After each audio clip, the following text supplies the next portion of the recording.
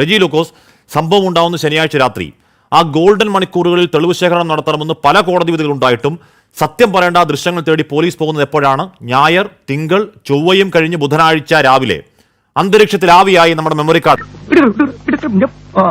Hello, ഇതില് കേൾക്കുന്നുണ്ട് sir. എന്താ കാര്യം ചോദിക്കടോ? എന്താ കാര്യം?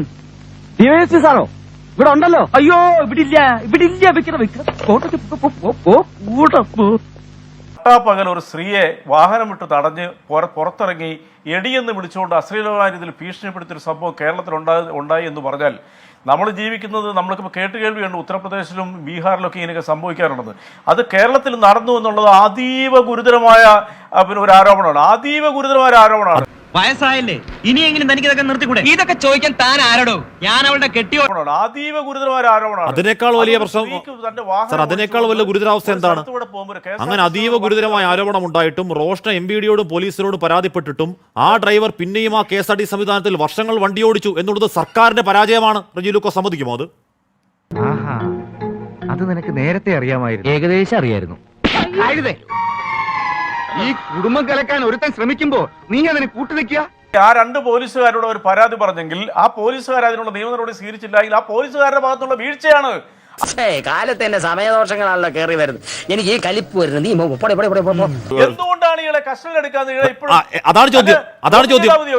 റെജി ലൂക്കോസ്, അതാണ് ചോദ്യം. ഇതുപോലൊരു കുറ്റവാളിക്ക് വേണ്ടി റെജി ലൂക്കോസ്, അതാണ് ചോദ്യം. എന്ന് പറഞ്ഞാൽ ഇപ്പോ ഈ പറയുന്ന മെമ്മറി കാർഡ് ഊരിയെടുത്ത് യദുവാണെന്ന് പോലീസിന് ഇപ്പൊ റെജി ലൂക്കോസിന് പോലും ഉറപ്പുണ്ടെങ്കിൽ, ഈ പറയുന്ന അയാൾ ആ ദിവസം ആ വണ്ടിക്കടുത്ത് പോയി ഉറപ്പുണ്ടെങ്കിൽ അയാളെ കസ്റ്റഡിയിലെടുത്ത് ചോദ്യം ചെയ്യേണ്ട ഇതിനോടകം.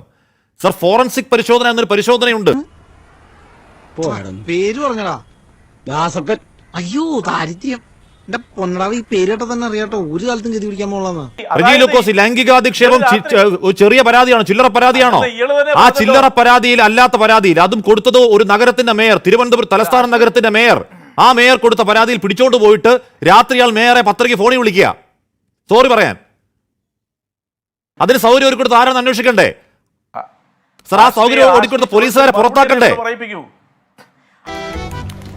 എന്തായിരുന്നു എന്തൊക്കെയായിരുന്നു അവന്റെ അഹങ്കാരം. അതന്നെ ഇയാള് 10 മണി കസ്റ്റഡിയിൽ എടുത്തതിനു ശേഷം മേയറോടൊന്ന് സംസാരിച്ചു നോക്കുക, ഈ പ്രശ്നം തീരുമെന്ന് അറിയാന്ന് വെച്ചിട്ട് അയാളെ ഫോൺ ചെയ്യാൻ അനുവദിച്ച പോലീസുകാരൻ ചെയ്തത് കഠിനമായ തെറ്റാ, ഒരു തർക്കമില്ല. ഇയാൾ പോലീസിലാന്നൊക്കെ പറയുന്നത്, എനിക്കറിയത്തില്ല.